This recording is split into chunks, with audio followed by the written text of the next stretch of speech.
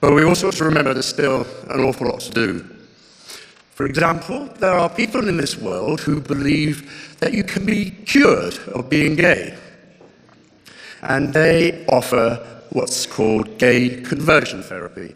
I've been researching this for a book I'm writing, and I wanted to share a few examples of the interviews I've done with people who have actually experienced and suffered this therapy.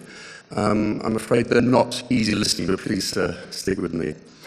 For example, there's a young American from Iowa called Samuel Brinton, and his parents are Southern Baptists.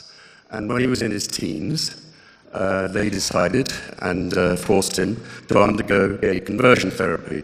So here's an example of his testimony. Physical therapy is my hands being tied down and blocks of ice being placed on my hands. And then pictures of men holding hands would be shown to me. So that way, I would associate the concept of the pain of ice with a man touching me. It worked really well. My dad couldn't hug me anymore.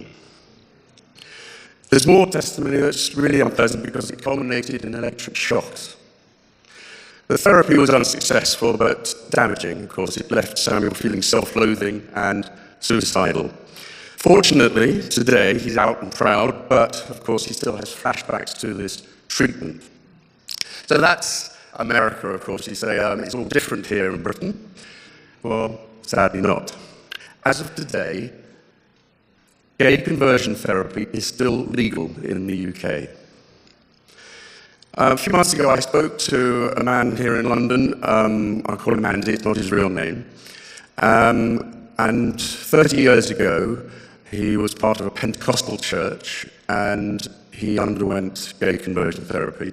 And he wanted to tell me his story because not only he wanted to share how angry he was at the way that he was treated, but also a friend of his went through gay conversion therapy at the same time at that church.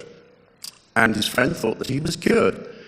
And he got married and had children. But just 3 weeks before I spoke to Andy, his friend decided he couldn't live with himself any longer, and he killed himself. Another person I've spoken to is actually in this chorus. And he's a marvelous man, and he's been through an awful lot in his life. And his name is Timmy Liu. Most people wonder how an intelligent person ends up going to gay conversion therapy, something that is very well known to be discredited by the medical and psychiatric professions.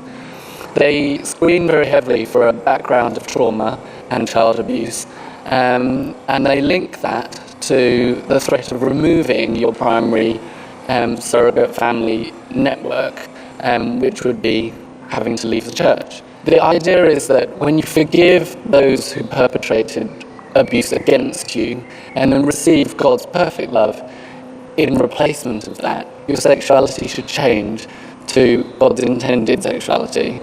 And that process is entirely your responsibility. So if you experience a lack of change, it's because you haven't forgiven enough or you haven't confessed enough. The process leaves you in quite a mess because you haven't dealt with any of your childhood abuse or trauma. You've then had someone link it erroneously to your sexuality. They've given you a heavy dose of shame to go with your sexuality, and then made you the responsible party for changing your sexuality. So when I finished gay conversion therapy, really it left me in a more vulnerable state than when I'd started. I finally realised that I'd had enough of church, I'd had enough of gay conversion therapy, I'd had enough of the environment I grew up in, and I was willing to give it up and start again. And that's when I joined the LGMC. I remember when I first arrived at my very first rehearsal, and I just saw the breadth of people. And I just knew in my heart there was nothing wrong with me. If there is a God, this is how God has made me. And trying to change that and link it to something so horrific as childhood trauma is a very manipulative and deceptive thing to do.